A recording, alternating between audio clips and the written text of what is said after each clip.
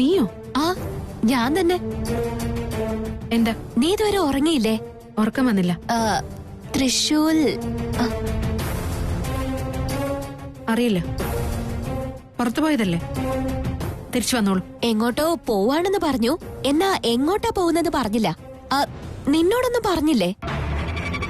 അല്ല, ഈ രാത്രിയിൽ എങ്ങോട്ട് പോവാനാ സാധ്യത? ഇതുവരെ വന്നില്ലെന്ന് പറയുമ്പോ എന്താ അതിന്റെ അർത്ഥം? തിരിച്ചു വരുമെന്ന് പറഞ്ഞില്ലേ. നീ വെറുതെ ഇതാലോചിച്ചിട്ട് തല പോയിക്കേണ്ട കാര്യമൊന്നുമില്ല. അതങ്ങനെ വേണം ശിവാനി. ഈ വീട്ടിൽ നടക്കുന്ന കാര്യങ്ങളൊക്കെ കണ്ട എങ്ങനെ വെറുതെ ഇരിക്കാൻ തോന്നും? ഞാൻ വന്നേ അന്ന് നിന്റെ വേഷത്തിൽ ആരോ ഇവിടെ വന്നോന്ന് തൃശൂല് പറഞ്ഞു. അതിന്റെ അടുത്ത ദിവസം എന്റെ രൂപത്തിൽ വന്ന് നിന്നെ ആരോ കൊല്ലാൻ ശ്രമിച്ചു എന്നല്ലേ പറഞ്ഞത്. ഇങ്ങനെയൊക്കെ വിചിത്രമായ കാര്യങ്ങൾ സംഭവിക്കുമ്പോ തൃശൂലിനെ ഇങ്ങനെ കാണുന്നില്ലെന്നൊക്കെ പറഞ്ഞ പേടി തോന്നില്ലേ? എനിക്ക് ശരിക്കും പേടി തോന്നുന്നുണ്ട് ശിവാനി. ഇന്ന് രാത്രി ഞാൻ നിന്റെ കൂടെ കിടന്നോട്ടെ? നിനക്ക് പേടിയുണ്ടെന്ന് കരുതി എന്റെ കൂടെ വന്ന് കിടന്നാലേ പിന്നെ എന്റെ പേടി പോവില്ല. അപ്പോ നിനക്കെന്നെ തീരെ വിശ്വാസമില്ലല്ലേ? അങ്ങനെ വിശ്വസിക്കാൻ പറ്റിയ ഒരാളല്ല നീ. ഒന്ന് പോയി തരാവോ? എനിക്ക് ഉറക്കം വരുന്നുണ്ട്. ശരി, വിട്. നിനക്കെന്നെ വിശ്വാസമില്ലെങ്കിൽ പിന്നെ ഞാനെന്ത് ചെയ്യാനാ? തൃശൂല് പോലും എന്നെ വിശ്വസിക്കുന്നില്ല, പിന്നെ നീ എങ്ങനെ വിശ്വസിക്കാനാ? അല്ല, തൃശൂൽ എവിടേക്കാ പോകുന്നതെന്നെങ്കിലും നിന്നോട് പറഞ്ഞിരുന്നോ? ആ, പറഞ്ഞിരുന്നു. അവൻ എന്റെ ഭർത്താവല്ലേ, അതുകൊണ്ട് തന്നെ എല്ലാ കാര്യങ്ങളും എന്നോട് പറയാറുണ്ട്. എന്തേ, പോകുമ്പോ നിന്നോട് പറയണമായിരുന്നോ? അതാ, എങ്ങോട്ടെന്ന്? അതൊക്കെ നീ അറിയുന്നത് എന്തിനാ? ഒന്ന് പോയി തരാവോ? എനിക്ക് നന്നായിട്ട് ഉറക്കം വരുന്നുണ്ടെന്ന് പറഞ്ഞില്ലേ. ശിവാനി,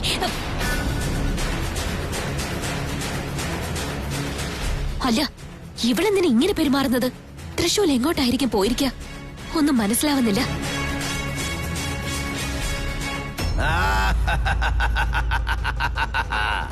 വന്നു നീ. 24 സംവത്സരങ്ങൾ കൊണ്ട് നിന്റെ ലോകം കാത്തിരിക്കുന്ന കാര്യസാധ്യത്തിനായി വന്നു നീ. മാറാൻ പോകുന്ന നിന്റെ ഈ രൂപം കാരണം നിന്റെ ആളുകളുടെ മാറിയിരിക്കുന്ന ഗുണഗണങ്ങൾ കാണാൻ വന്നു നീ.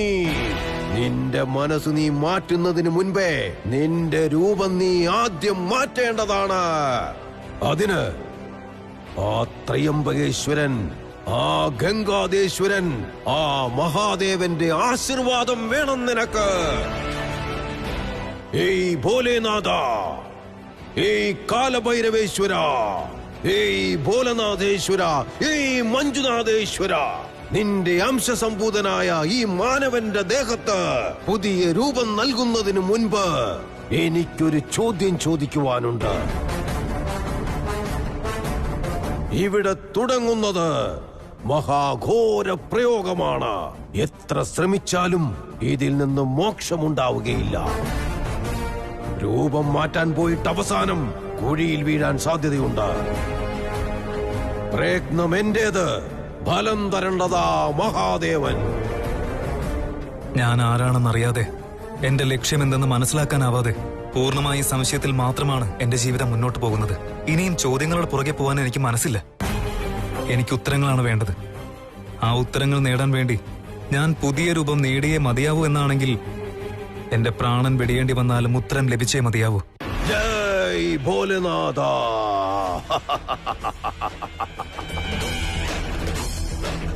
നിന്റെ അംശസംഭൂതനായ ജീവനും മരണവും ഇപ്പോൾ നിന്റെ കയ്യിലാണുള്ളത്. രൂപം മാറ്റൂ, രൂപം മാറ്റൂ. ഹേ മഹേശ്വര, ഇവന്റെ രൂപമൊന്ന് മാറ്റിത്തരൂ. ഏത് രൂപം? ഏത് രൂപമാണോ ഇവനുള്ള ഉത്തരം കൊടുക്കുന്നത്? ഏത് രൂപമാണോ ഇവന്റെ പൂർവകാലത്തിനുള്ള ഉത്തരം കൊടുക്കുന്നത്? ആ രൂപം ഇവന് നൽകിയാലും മഹാദേവ. ഹേ മഹേശ്വര, ജയ് ഭോലേനാഥ.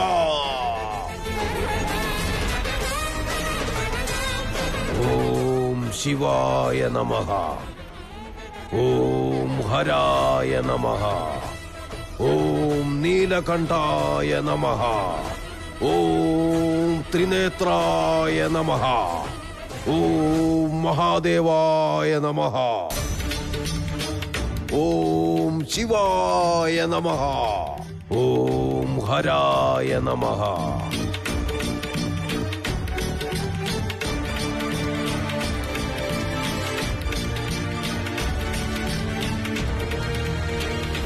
ഓം പൃഥ്വിശക്തി ആവാഹയാമി. ഓം വായുശക്തി ആവാഹയാമി. ഓം അഗ്നിശക്തി ആവാഹയാമി. ഓം പ്രപഞ്ചശക്തി ആവാഹയാമി. ഓം സൂര്യചന്ദ്ര ആവാഹയാമി. ജയ് ഭോലേനാഥ.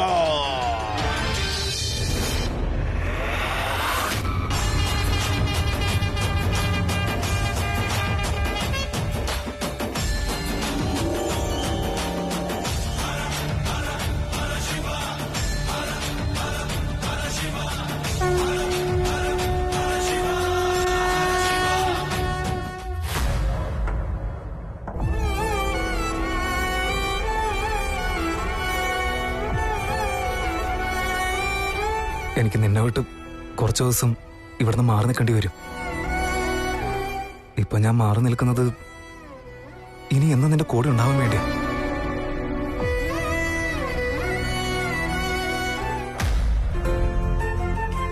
ചായ കുടിക്കേ. മധുമതി, തൃശ്ശൂരിനും കൂടി ഒരു കപ്പ് കാപ്പി കൊടുക്കും മോളെ. രാവിലെ തന്നെ ഒരു കാപ്പി കുടിച്ചില്ലെങ്കിൽ അവന് മനസ്സിന് ഒരു സമാധാനം ഉണ്ടാവില്ല. അത് നിനക്കറിയാവുന്നതല്ലേ. ഇപ്പൊ എടുത്തിട്ട് വരാമേ.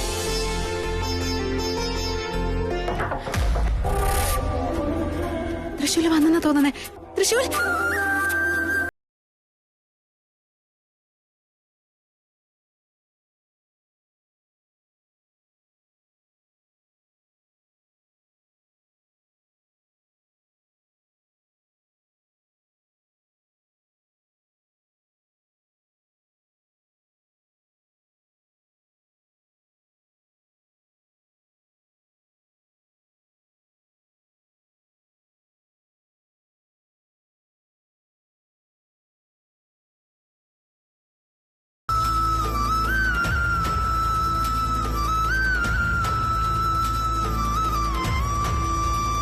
മധുമതി, എന്തു പറ്റി മോളെ? തൃശ്ശൂലെ റൂമിലില്ല, അവൻ പുറത്തു പോയിരിക്ക. ഇത്ര രാവിലെ എവിടെ പോയെന്ന് ചോദിച്ചിട്ട് ശിവാനി ഒന്നും പറയുന്നില്ല. ഇത്ര രാവിലെയോ? അവൻ വീട്ടിലുണ്ടെങ്കിലല്ലേ പുറത്തു പോകുന്ന കാര്യം. അവൻ ഇന്നലെ പോയതാ, ഇതുവരെ തിരികെ വന്നിട്ടില്ല. വേണമെങ്കിൽ ശിവാനിയോട് ചോദിക്ക്.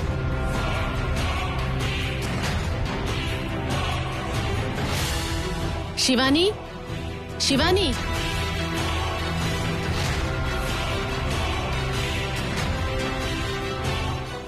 ശിവാനി, ഇന്നലെ തൃശ്ശൂര് വീട്ടിൽ നിന്ന് പുറത്തു പോയിട്ട് ഇതുവരെ വന്നില്ലേ? ഇല്ല.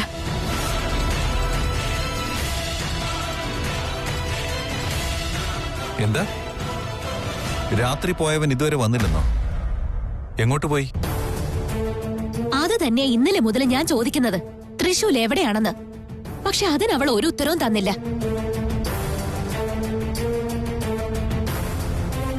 അല്ല, ഞാൻ എന്തുകൊണ്ട് ഇത് പറഞ്ഞെന്ന് വെച്ചാ, ഞാൻ ഇവിടെ വന്നപ്പോ തുടങ്ങി ഓരോരോ പ്രശ്നങ്ങളാ, അനിഷ്ടങ്ങൾ സംഭവിക്ക. അതിൽ സംശയിക്കുന്നത് എന്നെയാ. കഴിഞ്ഞ ദിവസം ആരോ ശിവാനിയെ പോലെ വന്നെന്ന് പറഞ്ഞ് എന്നെ സംശയിച്ചു. ഇന്നലെ ആരോ എന്റെ രൂപത്തിൽ വന്ന ശിവാനിയെ കൊല്ലാൻ ശ്രമിച്ചതിനും നിങ്ങളെല്ലാവരും എന്നെ തന്നെ സംശയിച്ചത്. ഇപ്പോ തൃശ്ശൂര് വീട്ടിലില്ല. ഈ ഒരു കാരണത്തിന് നിങ്ങളെല്ലാവരും എന്നെ തന്നെ സംശയിക്കും. അതുകൊണ്ടാ ഞാൻ ഇതിനെക്കുറിച്ച് കൂടുതൽ അന്വേഷിക്കുന്നത്. അതിന് എന്റെ ഭാഗത്ത് തെറ്റുണ്ടോ? നോക്ക്, ഞാൻ ഈ വീട് വിട്ട് പോയിട്ടില്ല. ഞാൻ ഇവിടെ തന്നെ ഉള്ള കാര്യം നിങ്ങൾക്കെല്ലാം അറിയാവല്ലോ. എന്താ മോളെ ഇത്? തൃശ്ശൂർ ഇവിടെ ഇല്ലാന്ന് പറഞ്ഞതിന് നീ എന്തിനാ ഇങ്ങനെയൊക്കെ സംസാരിക്കുന്നേ?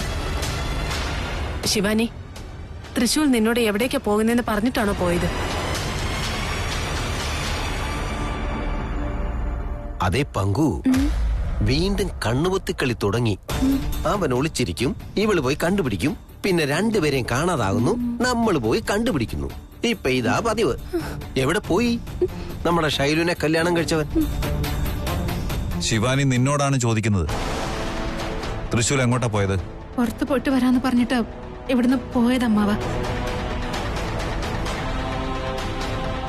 പുറത്തേക്ക് പോവാണെന്ന് പറയുമ്പോ എവിടേക്കാണെന്ന് ചോദിക്കണ്ടേ മോളെ?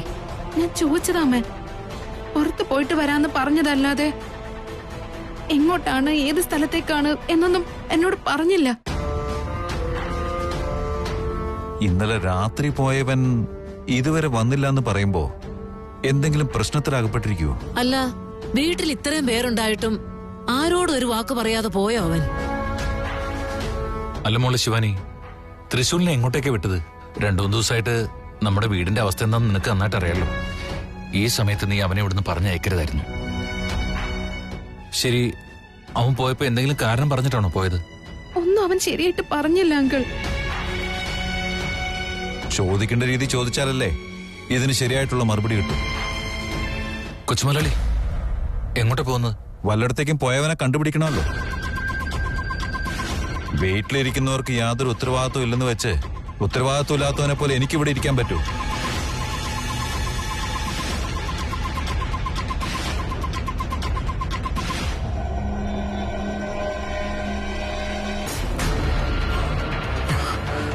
ഗുരുക്കളെ, അനർത്ഥം സംഭവിച്ചിരിക്കുക. എന്തുണ്ടായി ദിഗ്വിജയ? എന്റെ മകൻ ഇതുവരെ തിരിച്ചെത്തിയിട്ടില്ല.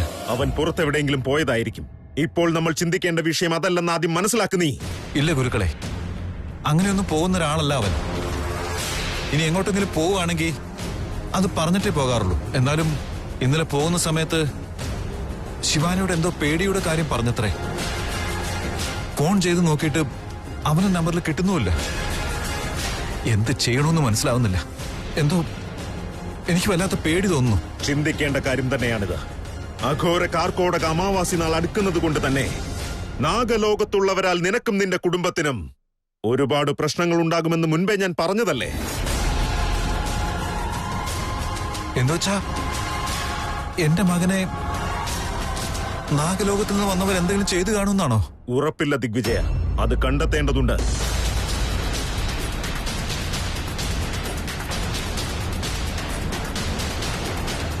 തായി ജ്വാലമാലിനി ദർപ്പണം കാട്ടിത്തന്നാലും മായാ ദർപ്പണം മുന്നിലേക്ക് കൊണ്ടുവരും.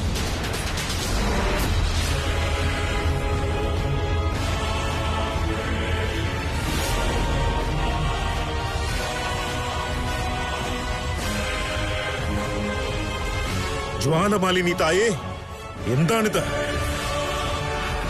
എന്താണ് ഉണ്ടായത് ഗുരുക്കളെ? നിന്റെ മകനിപ്പോൾ ബന്ധനസ്ഥനാണ് ദിഗ്വിജയ.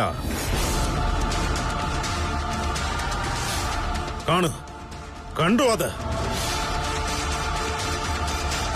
ഇത് നിന്റെ മകന്റെ മേൽ സ്ഥാപിച്ചിരിക്കുന്ന മന്ത്രദിഗ്ബന്ധനത്തിന്റെ കാഴ്ചയാ.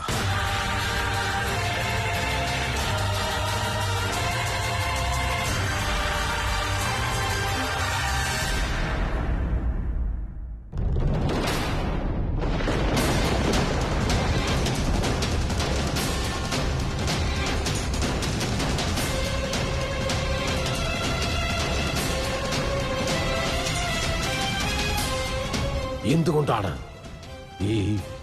ഈ രൂപം മാറാത്തത്?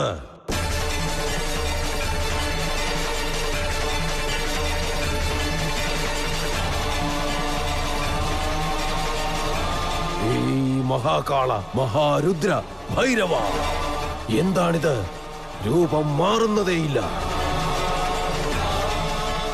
ഇവന്റെ മനസ്സ് ഭൂലോകത്തിലേക്ക് പോയി എന്തൊക്കെയോ അറിയുവാൻ ആഗ്രഹിക്കുന്നു. അങ്ങനെ ഒരു ആഗ്രഹം പറഞ്ഞതുകൊണ്ട് മാത്രമാണ് ഞാൻ ഈ പൂജ ചെയ്തത്. എന്നിട്ടും രൂപം മാറുന്നതേയില്ല. ഞാൻ നിന്റെ ദാസൻ. ഈ ദാസന്റെ പൂജയിൽ നിന്നും എന്തെങ്കിലും തെറ്റുകുറ്റങ്ങൾ സംഭവിച്ചിട്ടുണ്ടോ മഹാദേവ? എന്റെ ഭക്തിയിൽ, എന്റെ ശക്തിയിൽ നീ പറഞ്ഞതനുസരിച്ച് ഈ പൂജ നടത്തിയിട്ട് എന്റെ ശക്തി കൊണ്ട് ഈ രൂപമൊന്നും മാറ്റുവാൻ കഴിഞ്ഞില്ല. ഒന്നും മാറ്റിത്തരൂ മഹാദേവ,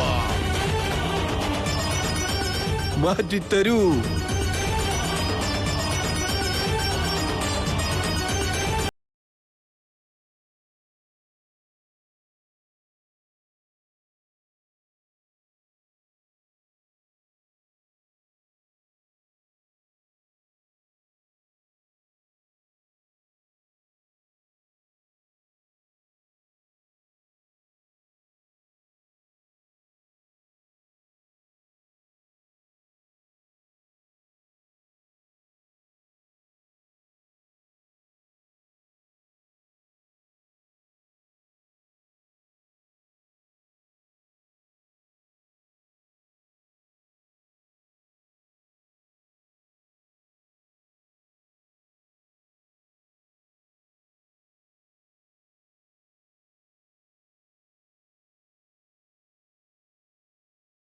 അവൻ പുറത്തേക്ക് പോയ കാര്യം ഈ വീട്ടിലുള്ളവർക്ക് പോലും അറിയില്ല.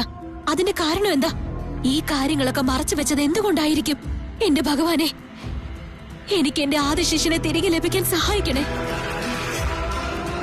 ഞാൻ ആ അഘോര അമാവാസയ്ക്ക് മുൻപേ ശിവാനിയെ കൊന്ന് നാഗമാണിക്യം നേടി ആദിശേഷന്റെ ഒപ്പം നാഗലോകത്തിലേക്ക് പോകേണ്ടതാണ്. നാഗലോകത്തിന്റെ അധിപതി ആദിശേഷന്റെ ഭാര്യയായി എന്നെന്നും ജീവിക്കാൻ ഞാൻ ആഗ്രഹിക്കുന്നു. ഈശ്വര, ആ ഒരു നിമിഷം എത്രയും പെട്ടെന്ന് ലഭിക്കാൻ സഹായിക്കണേ. എനിക്ക് എന്റെ ലക്ഷ്യത്തിലെത്താൻ വേണ്ടി എന്റെ ആദിശേഷനെ എനിക്ക് തിരികെ തരൂ.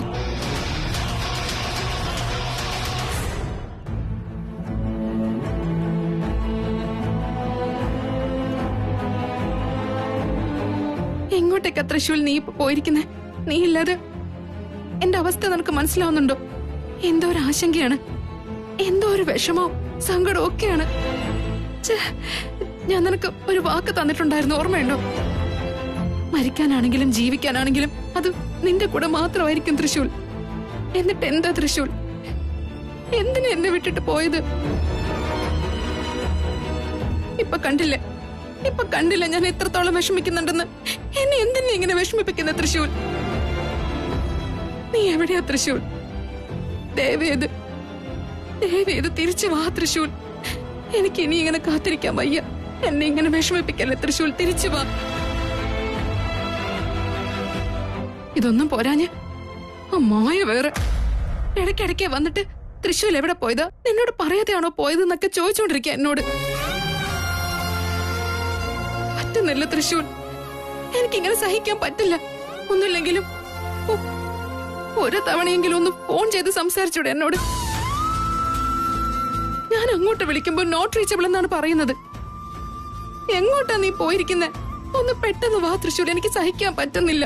തിരിച്ചു വാ തൃശ്ശൂൽ.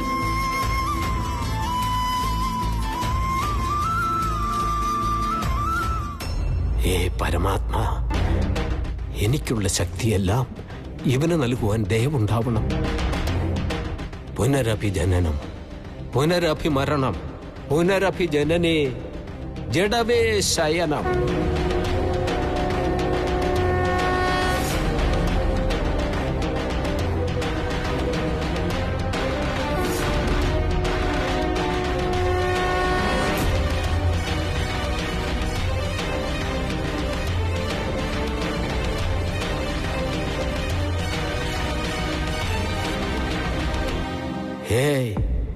ഹേയ് മഹാപരമേശ്വര, സംസാരിക്കൂ.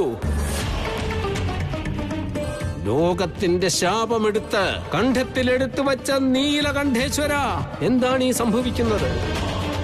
നിന്റെ അംശം അടങ്ങിയിട്ടുള്ള നാഗലോകവാസിയാണിവൻ. ചോദ്യങ്ങളുടെ വലിയ നിര തന്നെ അടങ്ങിയിട്ടുള്ള ഇവന്റെ മനസ്സിന് സമാധാനം കൊടുക്കൂ, സന്തോഷം കൊടുക്കൂ, സമാധാനം കൊടുക്കൂ.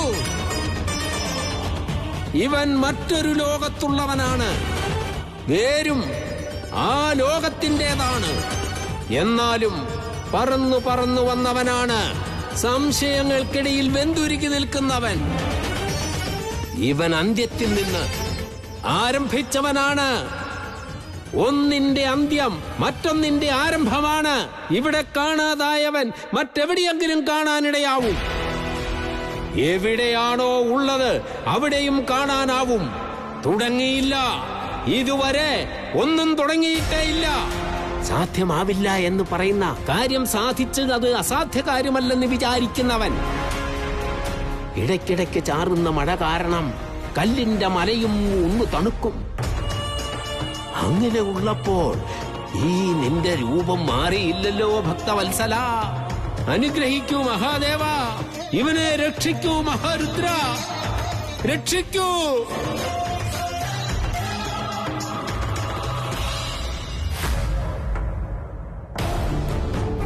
അയ്യോ മതിയായി, ഇവിടെ ഇനി നമുക്ക് വേണ്ട. അല്ല മോളെ ശൈലു, മുഖത്ത് ചായം പൂശി സ്റ്റേജിൽ നാടകം കളിക്കുന്നതാണ് വലിയ കാര്യം എന്നാ ഞാൻ ഓർത്തിരുന്നു. ഇപ്പൊ എനിക്കൊരു കാര്യം മനസ്സിലായി, അതാണ് ഏറ്റവും എളുപ്പമെന്ന്. ജീവിതത്തിൽ നാടകം കളിച്ച് അതാണ് സത്യമെന്ന് എല്ലാരെയും വിശ്വസിപ്പിച്ചിട്ട് നമ്മളും അത് തന്നെ വിശ്വസിച്ചിരിക്കുകയാണല്ലോ. ഇതാണ് ഏറ്റവും കഷ്ടം എന്റെ മോളെ. വേണ്ട മോളെ, ഈ ജീവിതം നമുക്ക് വേണ്ട. ഇവിടെ നമുക്ക് എത്രയും പെട്ടെന്ന് പോവാം.